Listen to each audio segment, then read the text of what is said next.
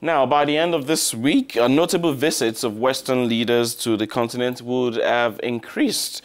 Currently visiting the continent is British Prime Minister Theresa May and German Chancellor Angela Merkel. In recent years, Africa has been receiving greater attention from Western and Asian leaders. But really, of what benefit is this relationship or attention yielding? On the line, we're joined by an expert, Mr. Duga. Thank you for joining us here on Africanews.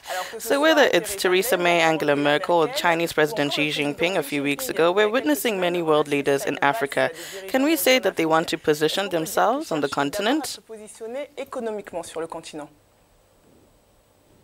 Well, yes, when you see Chancellor Merkel speeding up her visits to the continent, it's good that Germany is the first power within the European Union. It's therefore an exporting power. But the Chancellor understood well, to prepare the future is to take care of the African countries which need equipment, and it's necessary to find solutions by financing these states.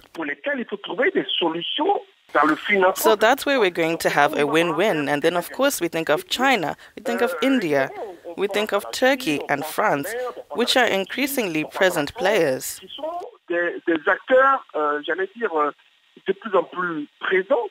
But we must not forget Singapore or Malaysia or Japan. There are also these many countries and economies that are interested in Africa.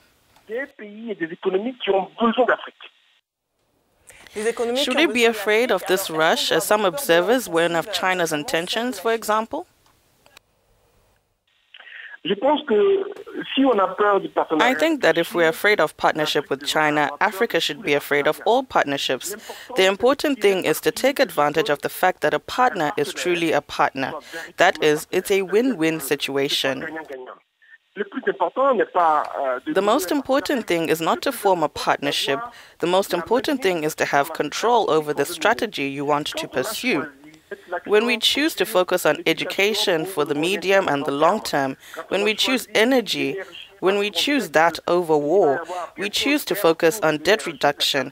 We have to choose innovation, research and development. It means we have chosen our partners accordingly. The fear comes from the fact that often they are not even partnerships, they are donations in quotation marks. With the funding granted that puts our states in debt and which are often the decision of certain leaders. These leaders have not taken the measure to understand the long-term effects. Do African countries have the capacity to cooperate on an equal footing? And what do they need to do to take advantage of these partnerships? Well, that's where the real issue is. It's in managerial capacity of project management and the legal structuring of these negotiations. Because it's a question of financing projects in partnerships.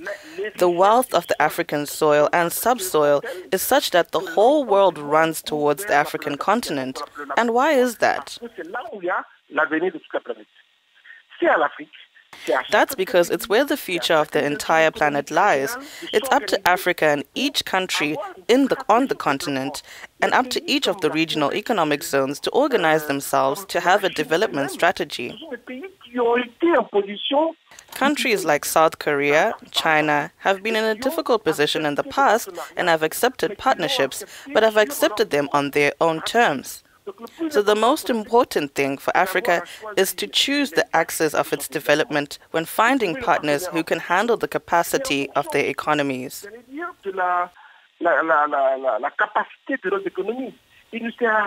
There's no point in having long-term debt on international markets over 20 or 30 years, which negate any development effort. But it's better to adapt your history of debt, your agreements and your coalitions to the capacity you have to generate wealth and to be able to handle the partnerships.